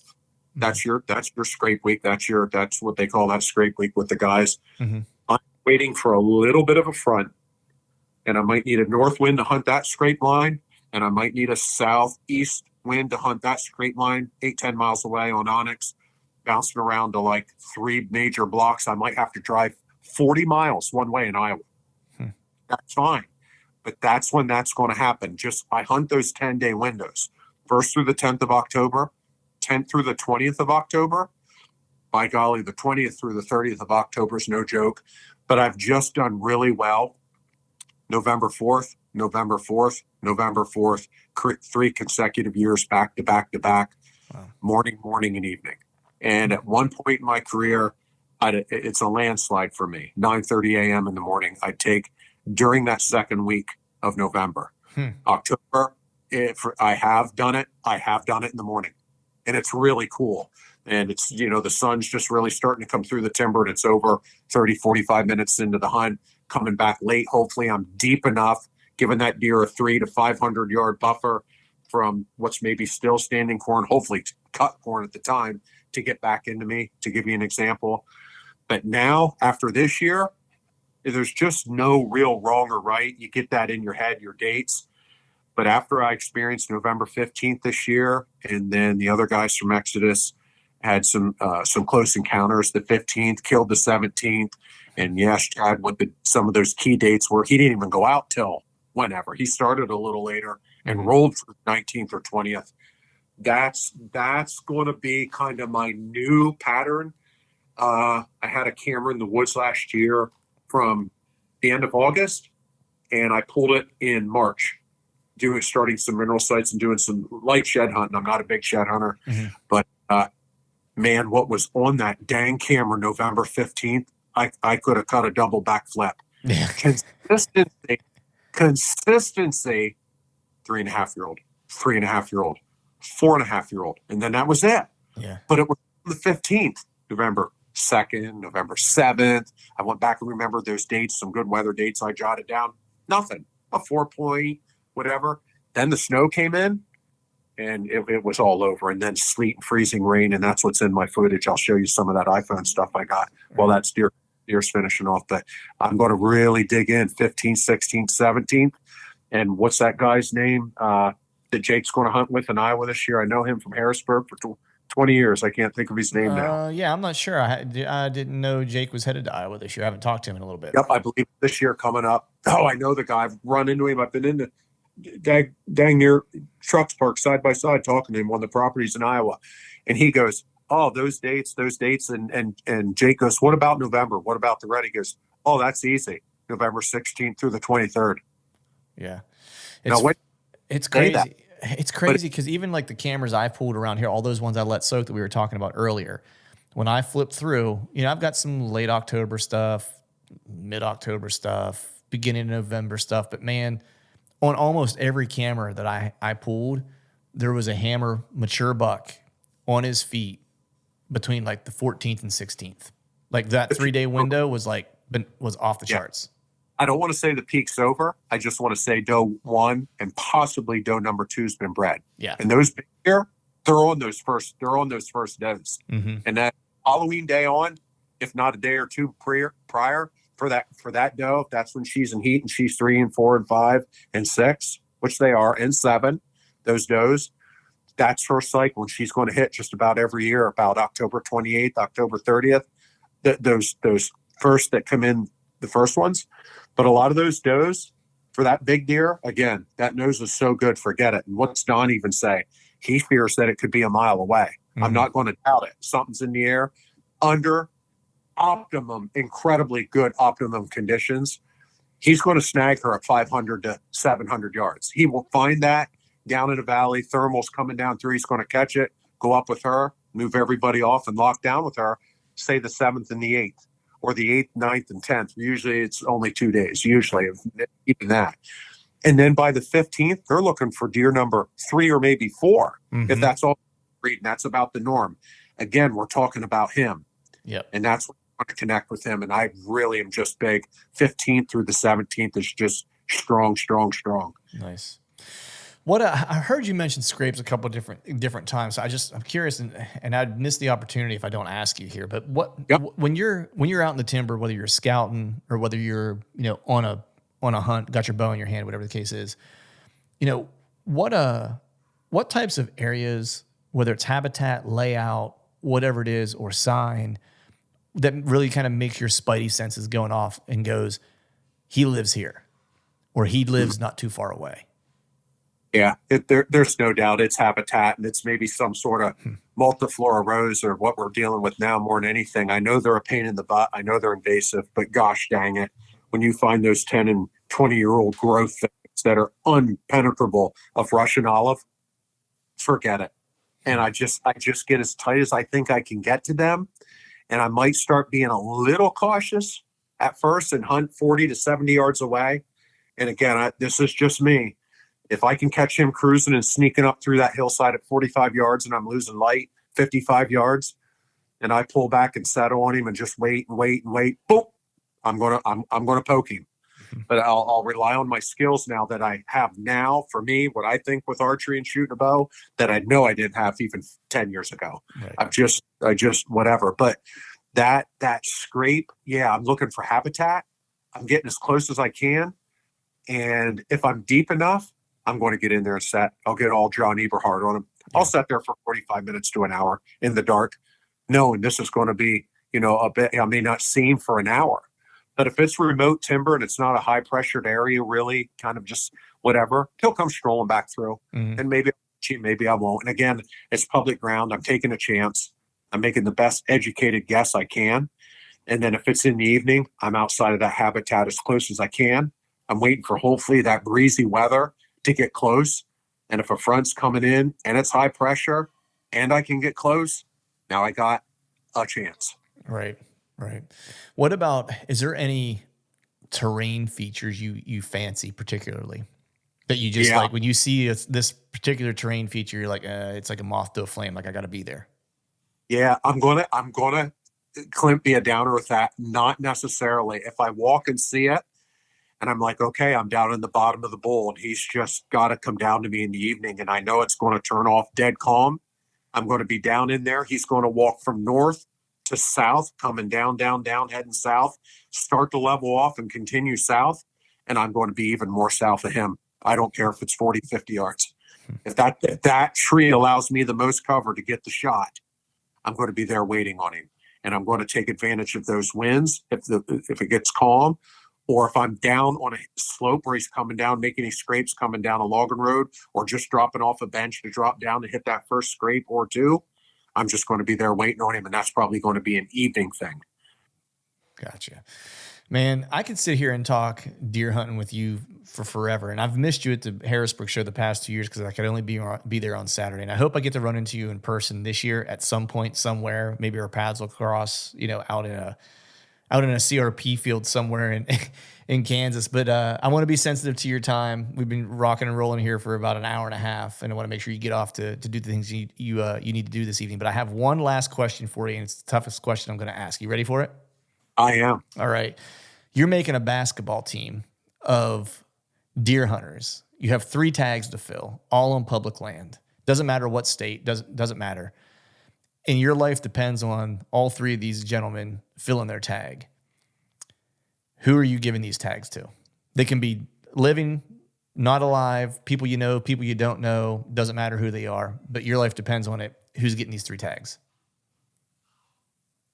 And it pick 3 guys. Yep, 3 guys that your life depends on them filling tags on public land, or Jason gets it.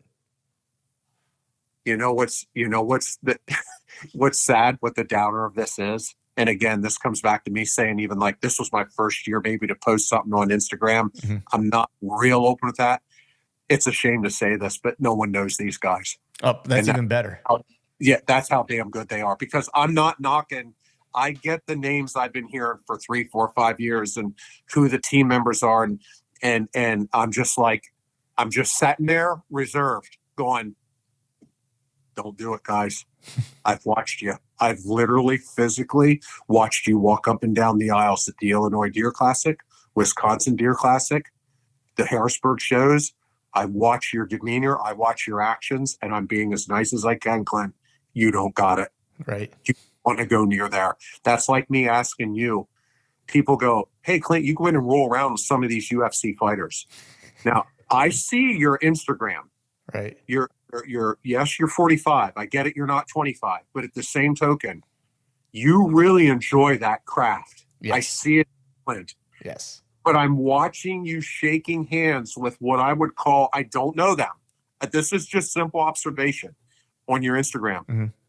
of some guys that if I told you, Clint, your life depends on this, you have to win this fight, but you have to grapple with that guy. It's all going to be chokeholds. There's Mhm. no strike, but you have to go with that guy right there. And you're like, Jason, I'm such a sign my own death warrant. I can't beat that guy. He's that good. Right. Nobody knows about him. Nobody knows who he is. I know guys right now, I'm telling you, and people go, well, what's that got to do with it? I look at it across the board, and I'll say this and get off of it. A lot of those guys, they'll talk a game, or you'll hear their best friend go, boy, I don't know. You should see him at 100 yards. Here Right. we go. You're going to show up, and you're going to stand there with the biggies. Right. And we're going to find out how good you actually are. You're good in your realm of people that are at your level that really like you. Yeah. And I'll kind of just leave that at that. I would say this though, just for me, I'm just going to go with that, and people would have to research them on YouTube and watch their hunts. I got to go with Jim Burnworth and Levi Morgan, just for the fact is, when they see it, it's dead. Right. And that's a skill that not everybody has. And you're around guys in that octagon that you're like, I could quit my job, snap my fingers, be 25 years old again, and have his trainers like George St. Pierre, Mhm. but I'm never going to be George St. Pierre. Yep. Like, that's how elite these guys are. Yeah. And I do know some guys in this world that when I'm telling you, I hear the numbers and the Pope and Youngs, and this guy has this many and so killed this many. And I'm thinking, I've done that and I've never talked about it. And Right. I'm never going to fully, when I go to my grave, no one's ever really going to know the whole story. And I'm okay with that. Right.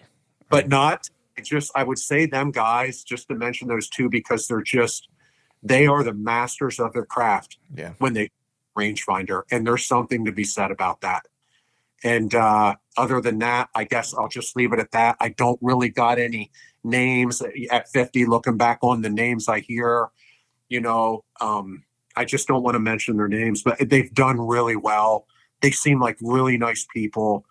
Again, there's one that comes to mind. He's younger than all of them, and I'll just say he's from Southern Ohio. The kid's got a craft of just going in, hanging and banging, and he's 1 or 2 sets early October. That's a craft in its own, Mhm. and it's not for everybody. Yeah. I'm 6'1", 245. I don't want to follow his footsteps. He walks 100 miles a year, and I get the story. It's great. But, that's just really elite to me to hear that. And I credit that individual for that. I have a lot of respect for him. I'll probably never get a chance to meet him specifically. But again, for me, I don't got a real answer for that. But I'll just say this and shut her down. I just like people that tell me the story like you did, Clint. Nice. Go to where you go in northeastern PA. Enjoy your craft for what you've made it. And go after those deer that hopefully you're going to get to wrap your hands around and just smile big when you kill it. Because that's, at the end of the day, I don't know how long we got this game. The bureaucrats, all the garbage is setting in on us. And I just enjoy it for what it is. And God bless everybody for trying hard and doing the best they can. That's right, man. And hopefully I'll be sending you a text message this fall with a celebration picture. You'll be one of the first ones that gets it. Please do. Awesome, buddy. Well, hey, before you jump out of here, let folks know where they can follow along with you, anything you have going on, what your Instagram handle is and stuff like that, so they can check out what you got going on. For me, Jason Michael 803 on Instagram. Just reach out, say hi. I'd love to see what it is you got. If you're big into fishing, duck hunting, deer hunting, just send some stuff my way. And then the only thing I've really done, and kudos to Exodus for helping me with that, you can find me on Whitetail Cribs, Jason Michael, and it's I think under what they put the words in, epic deer display at car dealership. And it's at one of my friends, Bobby Brullo. They have Mark Martin Motors out of Ephrata, Pennsylvania. And there's the wall. That's my story. Awesome, man. Well, I appreciate you coming on, man. I appreciate you spending some time with me, buddy. Yes, sir. Thank you, Clint. All right, folks, that is a wrap for today's show. I'd like to thank all of you for listening. And if you haven't yet, please head over to iTunes and leave us a 5-star rating. And be sure to subscribe to the podcast. And hell, while you're at it, head over to YouTube and give us a sub there as well. I'd be super appreciative if you do those couple things for me. Before I shut this thing down, I need to give a big shout out to our partners who continue to help us make this podcast possible. Spartan Forge, Tethered, Exodus Outdoor Gear, and Genesee Beer. And until next time, we'll see y'all.